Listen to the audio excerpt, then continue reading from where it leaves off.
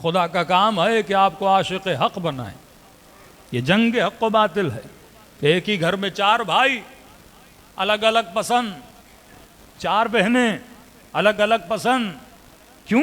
کیونکہ دلوں کے اندر جو محبتوں کی ویٹرین ہے، جو محبتوں کو سجایا ہوا ہے، وہ الگ الگ چیزیں ہیں. شیطان پہلے گمراہ نہیں کرتا، سب سے پہلے وہ دل کے اندر ایک محبت کو ایجاد کرتا ہے. اور کوئی چیزیں نیچرل ہیں. جب بچہ ہوتا ہے تو دل کے اندر کچھ اور محبتیں ہوتی ہیں.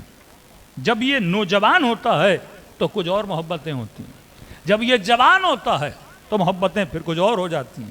جب یہ بوڑھا ہوتا ہے پھر محبتیں کچھ اور ہو جاتی ہیں. اب ایسا تو نہیں پیدا ہوتے ہی مثلاً آپ کو اپنی اولاد سے محبت ہو. اولاد ہوئی نہیں تو محبت کیسے؟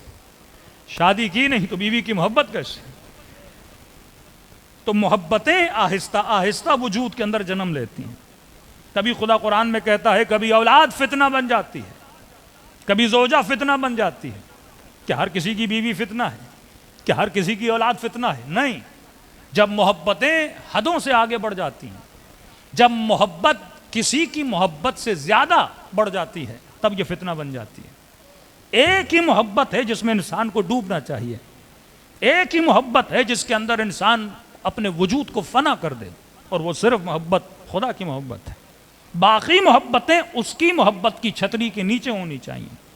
لیکن اگر اولاد کی محبت کو میں نے چھتری بنا دیا، حکومت کی محبت کو میں نے چھتری بنا دیا، مال کی محبت کو میں نے چھتری بنا دیا، قاضی شریح کی طرح پہلے مال پھر حسین، ابن سعد کی طرح پہلے حکومت پھر حسین.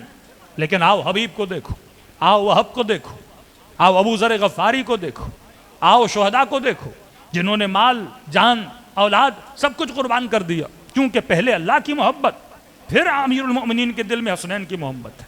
پہلے اللہ کی محبت ہے، پھر زوجہ کی محبت ہے. پہلے اللہ کی محبت ہے، پھر اولاد کی محبت ہے. پہلے اللہ کی محبت ہے، پھر اپنے اصحاب کی محبت ہے. یہ نہیں کہ یہ چھوٹی محبتیں بڑی بن جائیں تو پھر یہ اللہ اکبر بن جائیں گی. اللہ بڑا اسی لیے ہے کیونکہ اللہ کی محبت سب سے زیادہ ہونی چاہیے.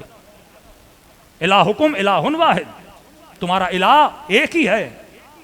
من اتخذ الہہ ہوا، جس نے اپنی ہوا و ہوس سے نفس کو اپنا الہ بنا دیا. مطلب ایک ہی محبت ہے جو والہانہ ہونی چاہیے، اور وہ تمہارے الہ کی محبت ہے. اور الہ کون ہے؟ یہ رب العالمین ہے.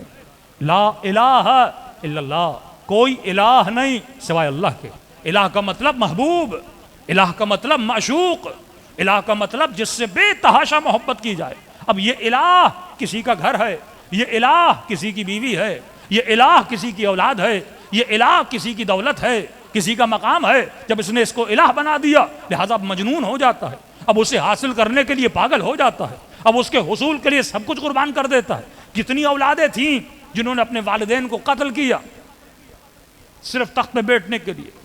کتنے ایسے باپ تھے جنہوں نے بچوں کو مار دیا اپنے تخت کو بچانے کے لیے. یہ تاریخ میں بادشاہوں کے قصے پڑھیں، تاریخ میں عشق کے قصے پڑھیں کہ انسان کے اوپر جب ایک محبت غلبہ کر جاتی ہے تو اس محبت کو حاصل کرنے کے لیے وہ سب کچھ کرنے پر آگے بڑھ جاتا ہے. اللہ محبت کا دشمن نہیں، لیکن اللہ کہتا ہے محبت بھی حدود میں ہونی چاہیے. کوئی ایسی محبت نہیں جو خدا کی محبت سے آگے بڑھے. تو پوری زندگی اہل بیت نے یہ کوشش کی کہ ہمارے دل کے آئینے میں کس کی محبت کو اتارا جائے؟ اللہ کی محبت کو. آپ نماز پڑھتے ہو، قبلے کی طرف رخ کرتے ہو، اس کا تصور کیا ہے؟ فَأَيْنَمَا تُوَلُّوا فَثَمَّ وَجْهُ اللَّهِ، جہاں چہرہ کرو تو خدا ہے. تو خدا کعبے کے اندر رہتا تو نہیں، پھر میں نمازیں پڑھنے کے لیے اپنا رخ کعبے کی طرف کیوں کرتا ہوں؟ آپ کو جہت دی جا رہی ہے کہ تمہاری آنکھیں، تمہارا ماتھا، تمہارے سجدے ایک جہت کی طرف ہونے چاہیے.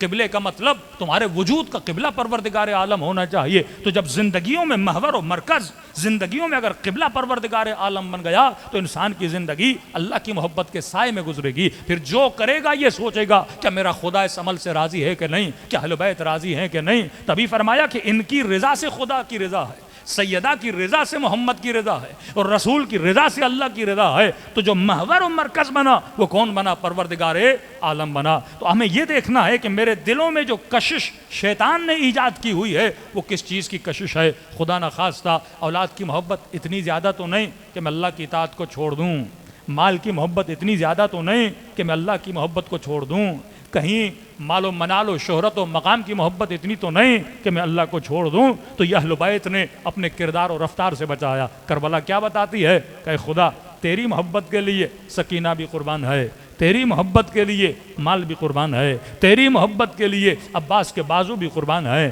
تیری محبت کے لیے سیدہ زینب فرماتی ہیں میں بازاروں میں بھی جانے کے لیے تیار ہوں, تیری محبت کے لیے تازیانے کھانے کے لیے بھی تیار ہوں. یعنی ایک انسان کے لیے سب سے عزیز ترین چیز کیا ہوتی ہے جو اس کی زندگی میں سب سے زیادہ محبوب ہو. اب سیدہ زینب کے دل میں سب سے زیادہ جس چیز کی محبت ہے وہ سیدہ زینب کی چادر ہے. امام حسین کے دل میں سب سے زیادہ جس چیز کی محبت ہے وہ اکبر کی محبت ہے, وہ سکینہ کی محبت ہے, وہ اپنے بچوں کی محبت ہے.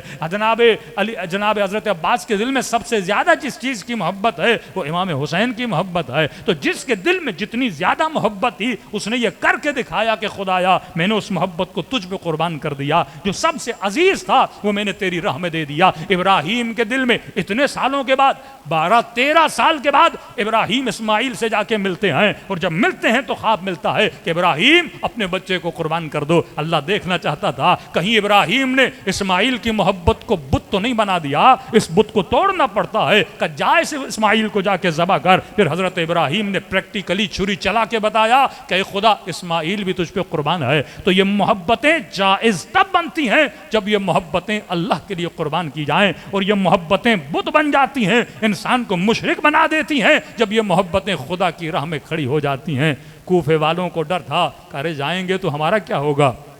بیویوں نے کہا حسین کی مدد کے لیے جاؤ گے ہمارا کیا ہوگا, تمہارے بچوں کا کیا ہوگا, ہم یتیم ہو جائیں گے. لہٰذا انہوں نے بچوں کی محبت کو زیادہ ترجیح دی حسین کی محبت سے. بچوں کے لیے حسین کو چھوڑ دیا, لیکن یہی حبیب ابن مظاہر ہے, بیوی کو بھی چھوڑا, اولاد کو بھی چھوڑا, لیکن حسین کے دروازے پہ پہنچا. یہی وہب قلبی ہے جس نے حسین کو نہیں چھوڑا لیکن اپنی نئی نویلی دلہن کو چھوڑ دیا. اس کی ماں نے اپنے بچے کو میدان میں بھیج دیا, کس کی محبت کی خاطر, امام حسین کی محبت کی خاطر. اور اللہ کی جنت بھی ملتی ہے اسی محبت کے عوض کہ تم نے بے تحاشا مجھ سے محبت کی, اب آ یہ جنت تیرا ہدیہ ہے, اب آ یہ جنت تیرا گفٹ ہے. تو فرمایا ہم جو کچھ کرتے ہیں یہ ہماری پونجی کمائی ہے. یہ انسان صاحب عقل ہے, اسے دیکھنا چاہیے کہ میں دنیا میں کس محبت کو کمانے کے لیے آیا ہوں. تبھی فرمایا وما خلقت الجن والانس الا لیعبدون. خلقت کا مقصد یہ ہے کہ انسان عبادت کرے. معصوم فرماتے عبادت سے مراد سجدے نہیں ہیں, عبادت سے مراد حج و زکات نہیں ہے, عبادت سے مراد تسبیح خدا نہیں ہے. مولا یہ عبادت کیا ہے, فرمایا الا لیعرفون. عبادت سے مراد اللہ کی معرفت, اللہ کی محبت, اللہ کا عشق اس دل میں اتر جائے. اب جب عشق آ گیا تو آٹومیٹیکلی نماز بھی آ جائے گی, نماز شب بھی آ جائے گی, زیارت حسین بھی آ جائے گی, اب یہ حج پر بھی جائے گا کیونکہ عاشق بن چکا ہے. اور جب کسی کا عاشق بن جاتا ہے تو جس چیز کی نسبت اس کے معشوق سے ہوتی ہے یہ اس کا بھی عاشق بن جاتا ہے. صلوات پڑھے محمد و آل محمد.